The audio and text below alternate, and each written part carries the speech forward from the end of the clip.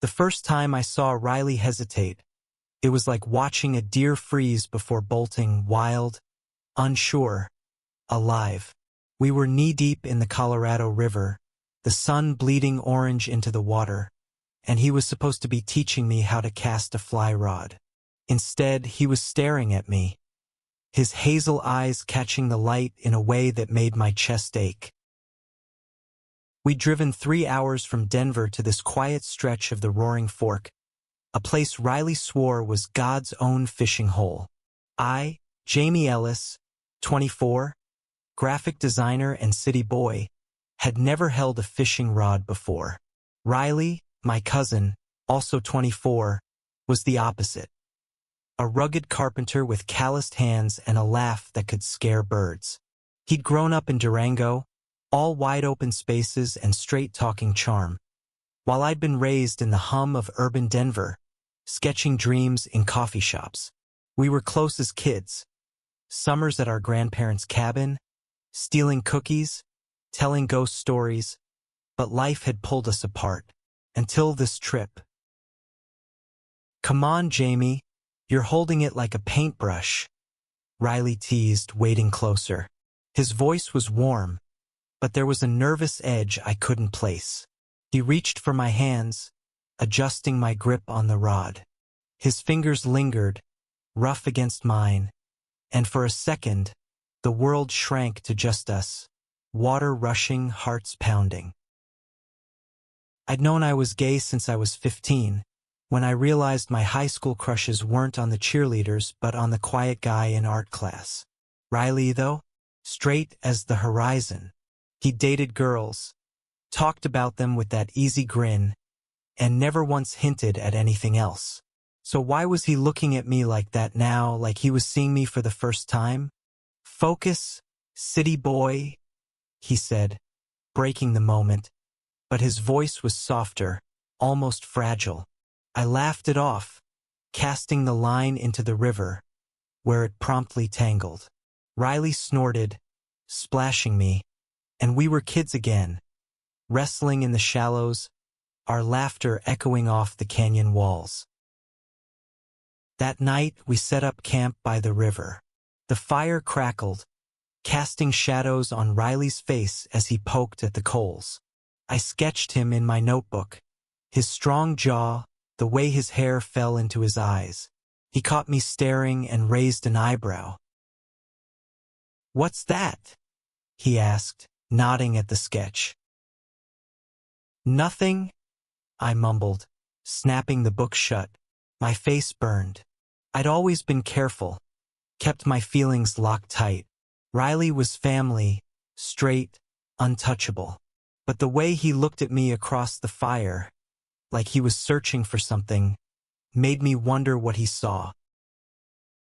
We talked late into the night, about his carpentry work, my freelance gigs, the way Denver's skyline felt like a cage sometimes. He told me about his ex, Sarah, who'd left him 6 months ago, saying he was too closed off. I told him about my last date, a guy who ghosted me after 2 weeks. Riley listened, his eyes steady, and when I mentioned being gay, he didn't flinch, just nodded, like it was the most normal thing. "You ever think about I dunno, what it'd be like?" he asked, his voice low, almost lost in the fire's crackle. "What would it be like?" I said, heart thudding. He shrugged, tossing a stick into the flames. "Just different stuff, different people." I didn't push, couldn't, not when he looked so vulnerable, his usual confidence fraying at the edges. We fell silent, the river's murmur filling the space between us. The next morning, Riley was up before dawn, already casting into the river. I joined him, bleary-eyed, and we fished in companionable silence. But there was a tension now, a current under the surface. Every time our shoulders brushed or our eyes met, it felt like a question neither of us could ask. By noon, we'd caught nothing but a few snags. Riley suggested we hike upstream to a deeper pool. The trail was narrow, forcing us close, and when I tripped on a root, he caught my arm, steadying me. His hand stayed there a beat too long, and when he let go, he looked away, jaw tight. "Riley," I started, but he cut me off. "Let's just fish, okay?" His voice was sharp, but his eyes were pleading. I nodded, swallowing the words I wanted to say. We reached the pool, a perfect circle of deep blue ringed by pines. Riley showed me how to cast again, standing behind me, his breath warm on my neck. My hands shook, not from the cold. "Like this," he said, guiding my arms. His chest pressed against my back, and I froze, afraid to move, afraid to breathe. He didn't pull away. "Riley," I whispered, turning to face him. His eyes searched mine, wide and unguarded. Then, slowly, impossibly, he leaned in. His lips brushed mine, tentative like he was testing the water. My heart stopped, then surged. I kissed him back, soft at first, then deeper, the world falling away until it was just us, the river, and this moment. He pulled back, breathing hard, his face a storm of emotions. Fear, wonder, guilt. I don't know what I'm doing," he said, voice breaking. "Me neither," I admitted, my hands still on his shoulders. We stood there, the river rushing past, neither of us knowing what came next. But in that moment, I knew one thing. This trip wasn't just about fishing anymore. The kiss hung between us like a secret too big to hold. Riley stepped back, his boots crunching on the riverbank, his eyes darting anywhere but mine. I wanted to reach for him, to say something, but my voice was stuck, tangled in the shock of what we'd just done. "Jamie," he stopped, running a hand through his hair. I mean, I don't know what that was." "It's okay," I said, too fast, my heart pounding. "We don't have to figure it out right now." But Riley shook his head, his jaw tight. I'm not like you, Jamie. I've never." He cut himself off, turning to face the river, his shoulders rigid. I swallowed the ache in my throat. "I know. It's fine. Let's just fish." He nodded, but the ease between us was gone, replaced by a brittle silence. We cast our lines, the rods slicing through the air, but neither of us was focused. My mind replayed the kiss, his lips warm and unsure, the way his hands had trembled against my face. I stole glances at him, his profile sharp against the afternoon light, and wondered what he was thinking. That night we barely spoke. Riley busied himself with the campfire, poking at it like it held answers. I sketched in my notebook, not him this time, but the river, the mountains, anything to keep my hands steady. When he finally sat down, the firelight carved shadows across his face. "I'm sorry," he said, so quiet I almost missed it. "For what?" I asked, closing my notebook. "For that." He gestured vaguely toward the river. "I shouldn't have done it. It's not who I am." My chest tightened. "You don't have to be anything, Riley. It was just a moment." He looked at me then, his eyes raw. "Was it?" I didn't know how to answer. I wanted to tell him it meant everything, that I'd felt something real, something I hadn't felt in years. But he was my cousin, my straight cousin, and this was uncharted territory. So I just nodded, letting the silence swallow us again. The next day we packed up and moved to a new spot along the river, a wider stretch where the current slowed. Riley seemed determined to act normal, joking about my terrible casting, but his laughter was forced. I played along, but every time our eyes met, I saw the question in his. What now? By mid-afternoon, we'd caught a small trout, and Riley's mood lightened. He showed me how to clean it, his hand steady as he worked the knife. "You're not bad at this," he said, glancing up with a half-smile. "High praise," I shot back, grinning despite myself. For a moment it felt like old times. But then he handed me the knife, our fingers brushing, and the air shifted again. He pulled his hand back like he'd been burned. "Riley," I said, setting the knife down, "we need to talk about it." "There's nothing to talk about," he said too quickly. He stood, wiping his hands on his jeans. "It was a mistake." I was confused. Confused. I stood too, my voice sharper than I meant. "You kissed me, Riley. That wasn't nothing." He flinched, his eyes flashing. "I know what I did, Jamie. But I'm not gay. I can't be." His words hit like a punch. I took a step back, the river's roar filling the space between us. "Okay," I said, my voice steady despite the ache. "Then we forget it. Pretend it never happened."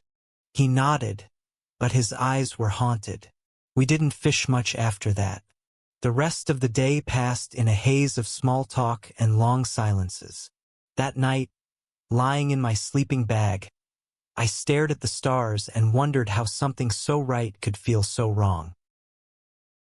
The next morning, Riley suggested we hike to a nearby waterfall. "Clear our heads," he said, his voice carefully neutral.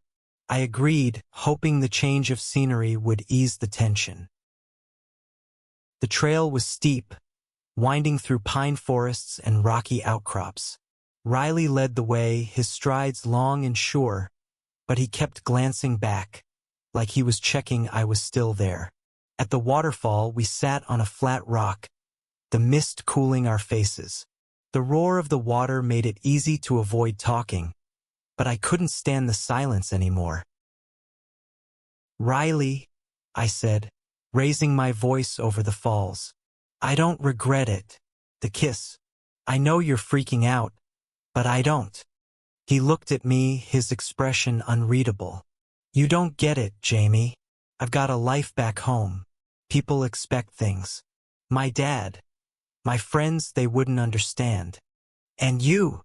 I asked, my heart in my throat. "What do you want?" He didn't answer, just stared at the water, his hands clenched.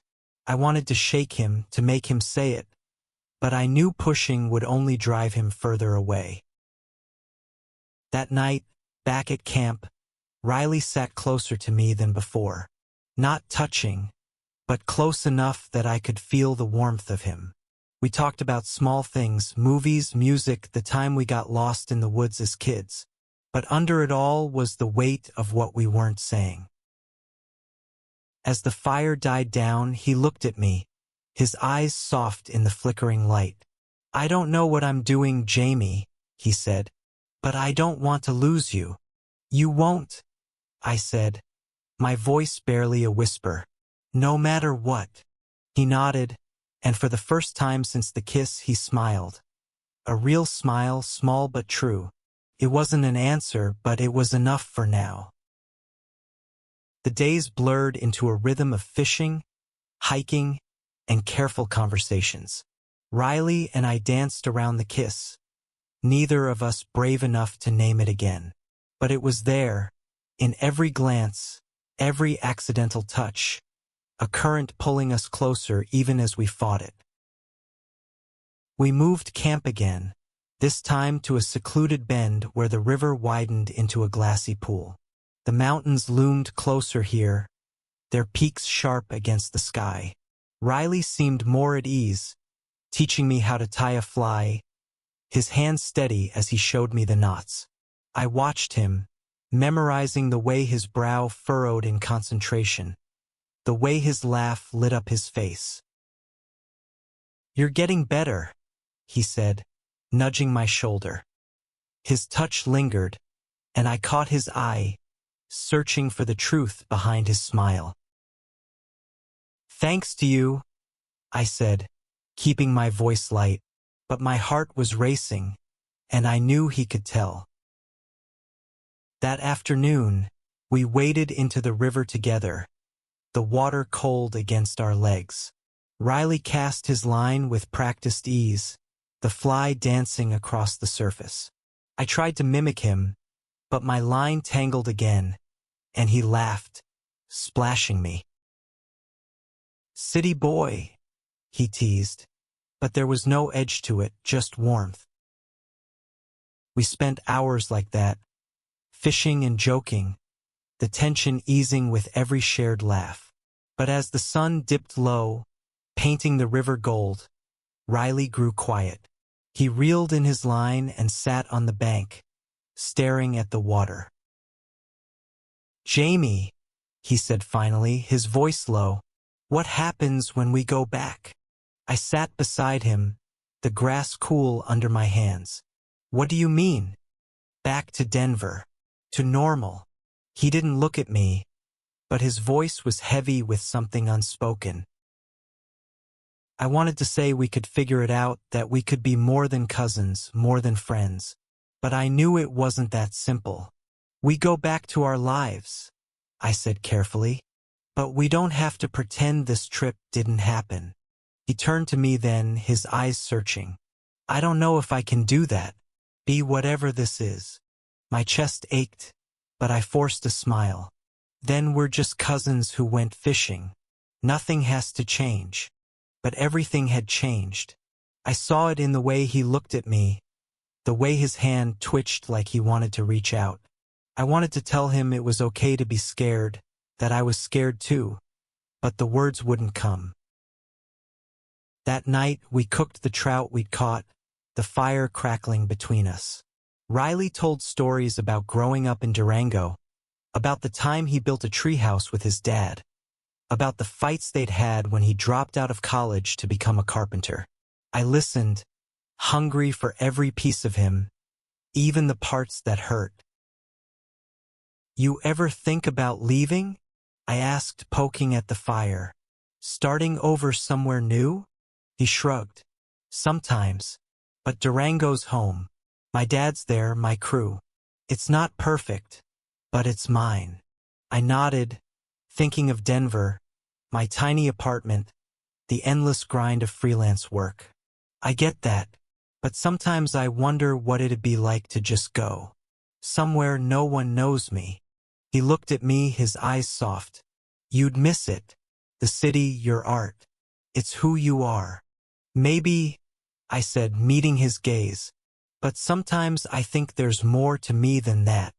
He didn't answer, but he moved closer, our knees almost touching.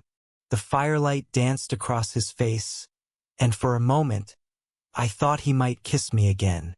But he just smiled, sad and sweet, and turned back to the flames. The next day, we hiked to a lookout point, the trail winding high above the river. The view was breathtaking, miles of forest and mountains stretching to the horizon. Riley stood at the edge, the wind ruffling his hair, and I sketched him again, unable to stop myself. "Still drawing me?" he asked, catching me as he turned. "Guilty," I said, showing him the sketch. It was rough, but it captured him.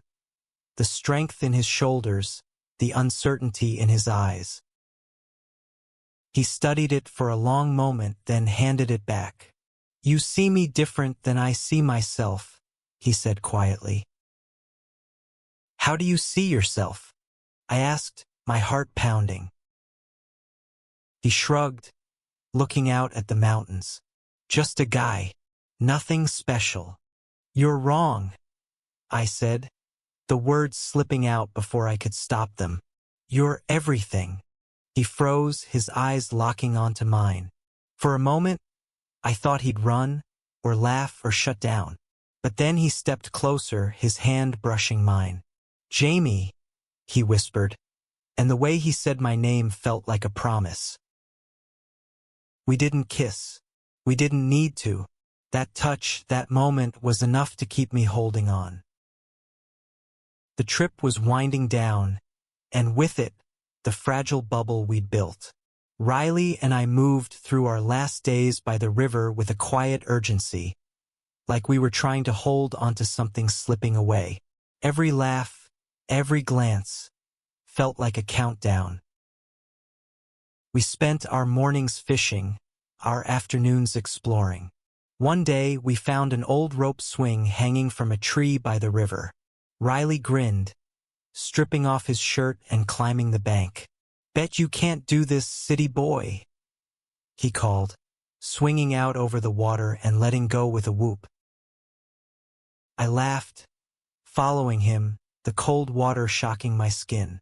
We took turns, daring each other to swing higher, until we were breathless and dripping, sprawled on the bank. Riley lay beside me, his chest rising and falling, and for a moment, I let myself imagine this could be our life.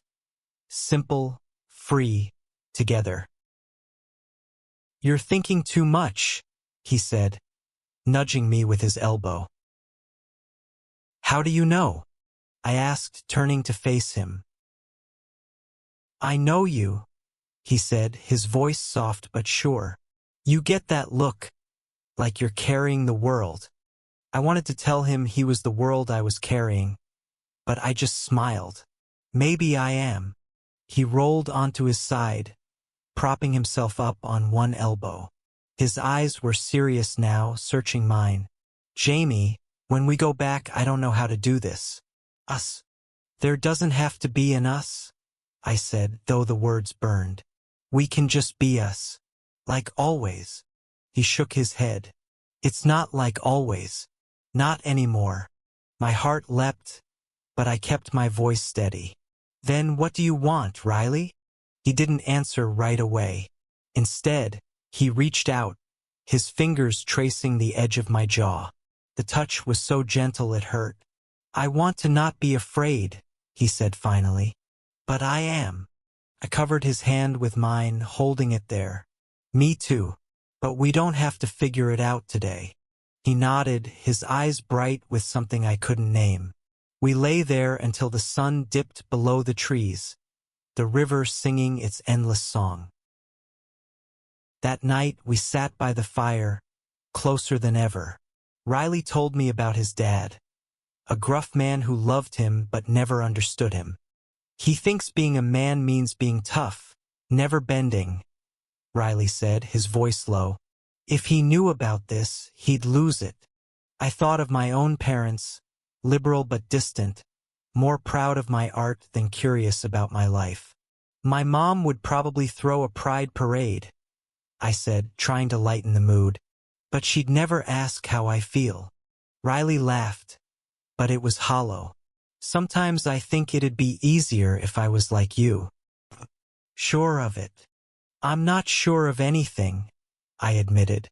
"I just try to be honest." He looked at me, his expression raw. "I'm trying, Jamie. I swear I am." I reached for his hand, and this time he didn't pull away. We sat like that, hands clasped, until the fire burned low. The next day, our last, we fished in silence, the weight of leaving heavy between us. As we packed up camp, Riley moved slower, like he was stalling. I caught him watching me, his eyes full of questions. "Jamie," he said as we loaded the truck, "what if I can't do this back home? What if I'm not enough?" I stepped closer, my heart in my throat. "You're enough, Riley. You've always been enough." He looked at me, his eyes wet, and for a moment, I thought he'd kiss me again. But he just pulled me into a hug, fierce and tight, like he was afraid to let go. I held him back, breathing in the scent of pine and river on his skin. We drove back to Denver in near silence, the mountains fading in the rearview. I wanted to ask him what came next, but I was afraid of the answer. Instead, I watched the road, my sketchbook open in my lap, Riley's face staring back at me from the page.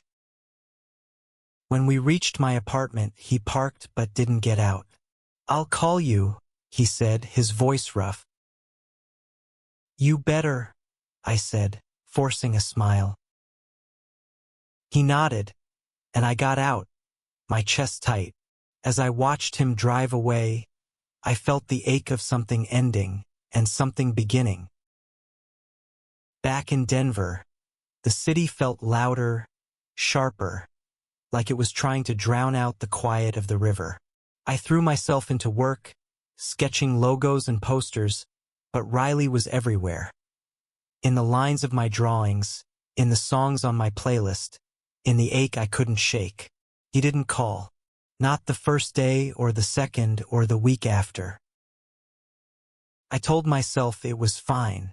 We'd had a moment, a spark, but he was straight, my cousin, and I'd been foolish to hope for more.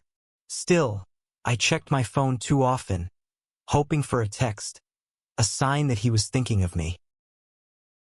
2 weeks later, he showed up at my door. It was late, the city humming outside, and Riley looked like he hadn't slept in days, hair messy, eyes shadowed. Can I come in?